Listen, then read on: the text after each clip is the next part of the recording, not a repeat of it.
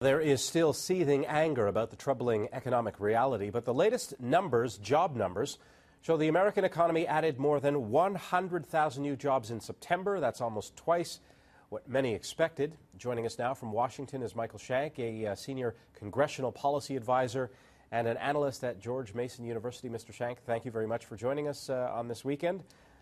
First off, those numbers, were they or are they any reason for anyone to whip out the pom-poms and start playing cheerleader?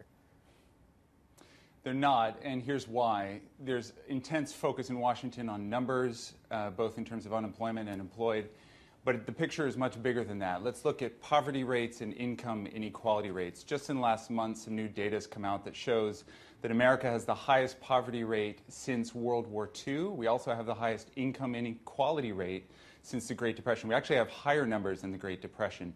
So the 99% that they're mentioning in Occupy Wall Street is very valid. In fact, 90% of America is struggling to get by roughly on $30,000 for a whole family. And so the picture is much bigger than just the jobs numbers, 100 plus that you mentioned. It's still 9.1, 0.2%, which is problematic. But it's much bigger than that. It's really about poverty and income inequality. So with these rallies going on in New York and spreading across the country, coming up here to Canada, do you think this anger is going to build into something even greater? I think it's going to build, and here's why. So let's look at income inequality for a bit. We have one of the highest rates. We, America, have one of the highest rates in the rich world, and that also correlates with high rates of a whole host of social and health problems. We have high rates of obesity, high rates of homicide, high rates of incarceration, low social mobility, high rates of teenage pregnancy, high rates of mental illness, drug addiction, you name it, we excel at it, and it correlates with high income inequality. You look at rich world states that have low income inequality, and they have low rates of all the social and health problems I just mentioned. So I think the American public is very disgruntled, and for legitimate reasons. And Fed Chief Ben Bernanke kind of acknowledged the legitimacy behind the protests of Occupy Wall Street. So too did Treasury Secretary Tim Geithner. Now the real question is whether Congress and whether Washington can really get behind the policies needed to fix not just job numbers, but the bigger question of poverty and income inequality. Now, the United States is almost well into election season now. Is there anyone campaigning out there right now, or even in the White House, that's prepared to tackle all of those questions that you just mentioned? Well, I don't think so. Let's look at the super committee just as kind of a case study. They're looking at cutting 1.2 to 1.5 trillion over the next 10 years. We could end the wars now, the wars in Afghanistan and Iraq, according to the Congressional Budget Office, and save 1.4 trillion over the next 10 years. That's low-hanging fruit in terms of cuts. We're not going to tackle that because it's politically difficult to do so.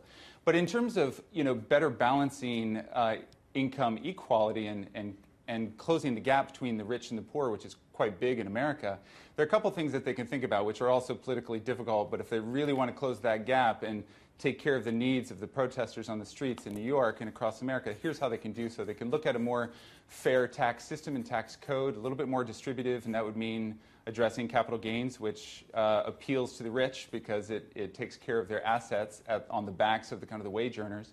It would look at a Make It in America campaign and strategy. A lot of politicians are talking about Make It in America, but they're not really putting the talk behind the walk and forcing CEOs to build here, do manufacturing operations here. They're still outsourcing abroad.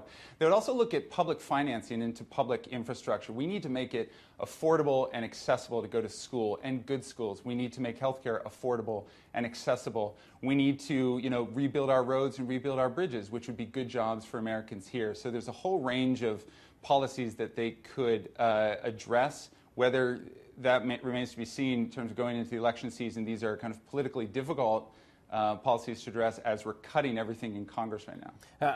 It sounds like some of the things that you mentioned are a lot of the policy that the White House has been trying to get Congress to pass, but can't. The gridlock there seems to have locked up everything. Right. Ezra Klein in the Washington Post today did a big expose on kind of the recovery that should have been. And even Ben Bernanke is calling for maybe a round 2 or 3 on the recovery front.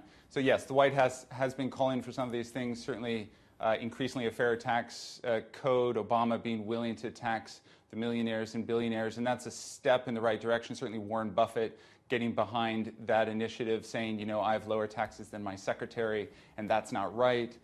So you see the winds of change happening, whether or not those will be borne out in the election, or increasingly maybe all the candidates will be more moderate. They'll trim down instead of thinking about public financing, public infrastructure, a more, you know, a fairer tax code, and all the policies that I mentioned as a way of closing the gap between the rich and the poor. So many crucial economic questions hanging out there. Michael Shank, thank you very much for joining us. Thanks, Scott.